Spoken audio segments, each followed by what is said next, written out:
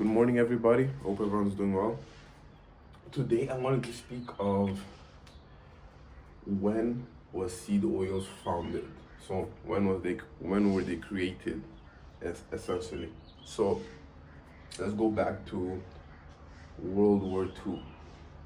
It was the war against England, and against England, they were first used as engine.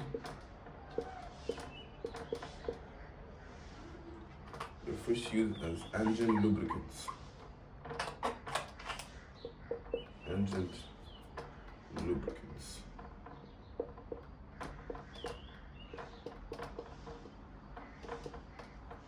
They first used as engine lubricants, and engine lubricants in the Second World War. So they were basically, let's say, when the Second World War started, England asked Canada, when the Second World War started, England asked Canada to make more seed oil, so engine lubricants at the time, right? So the only difference between the engine lubricants at the time and the seed oil we have today, I think they took out one ingredient only. I forgot the name exactly, but they took out one ingredient and they left the rest. And I think they added preservative as well on top. So they took one ingredient that was very deadly, and they just added preservatives to make the taste better, right? So World War II, England requested from Canada to make engine lubricants for their cars, right? So they could drive in the war, right?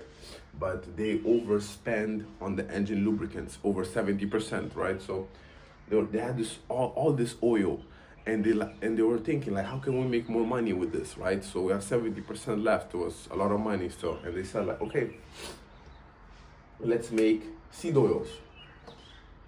Let's make seed oils, right? So let's bring it into the food table, right? Let's bring it to the table. Let's present it to the people. Let's give this a try. Let's make history, right?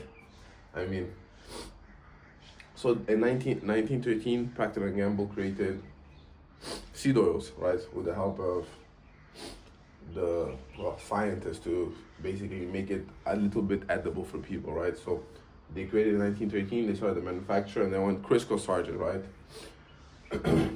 So the ingredients in seed oil are basically detergent. So okay, let's just go through the process from one step at a time. So it starts at, let's see here. First thing, they heat up the oil, right? So from seeds, right? Rapeseed oil, sunflower oil, they heat up the oil to 500 degrees. So now the oil is rancid, right? So it smells bad and it's all gummy. It's like very gummy, it's not liquid. So they have to degum the oil. So what they do, they use solvent. They use solvent to degum the oil, right? Now it's liquid. But I think now it smells bad and it's horrible, right? So they use detergent. Step 3, 2, 1. So they use detergent to make it smell good, but still it's dirty, right? So it's still dirty. So they use detergent on the fourth one.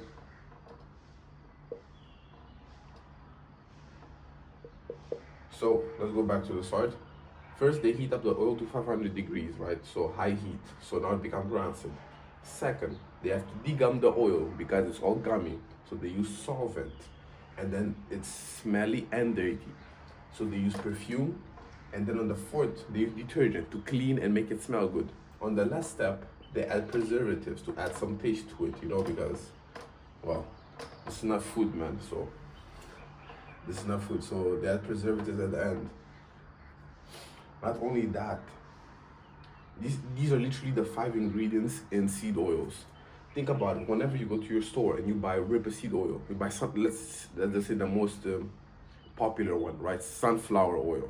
Whenever you buy that, like, try to look for the ingredients on the label. There isn't any ingredient that they will show you. They'll probably put you complicated chemicals like linoleic acid or something like that, but they will never show you the pure raw ingredients. for how this is manufactured. They will never show you. They'll show you just a chemical name that's very confusing, and 99% of people don't understand what it is, right? So this is the process. Heat up to high degrees until it's rancid, 500 degrees to be specific. Then they put a solvent. The solvent they use is hexane, so it's a neurotoxic, so it makes you dumber. That's why you see many kids in school, they're dumb as shit. So they use solvent, and then they use perfume because it smells horrible. Now it smells good.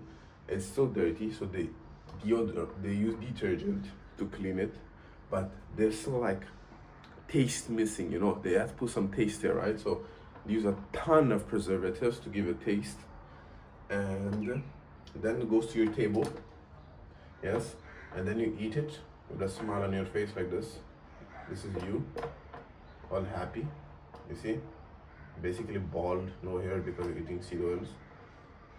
And then you have like skin cancer here. So I don't want to draw skin cancer here. Imagine this is the skin. So skin cancer, your skin cancer, and then you have to go to the hospital so they can treat you. So they make money with you, right? You go to the hospital.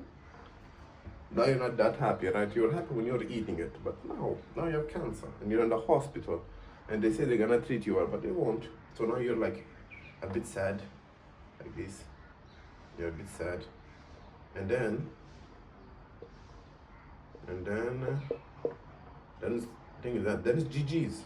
Yes, normally it's GG's for people here. So GG's, game over. That's basically how the system is corrupted with seed oils. So you're happy when you eat it, and then you're sad for what it did to your body afterwards, right? It's horrible. Quite a horrible deed. They're evil people, yes, indeed. And yes, this is how it's made. There's probably thousands of videos out there, like documentation of seed oils and stuff like that. I recommend for you to watch it, more detailed than mine. This is just, I want to just wake you up and see like, wow, don't eat that shit anymore. And it's literally everywhere. But yeah, that's how it is. This was when seed oil was founded, and that's all. Thank you. This is not medical advice. I hope you learned something, and stay awesome.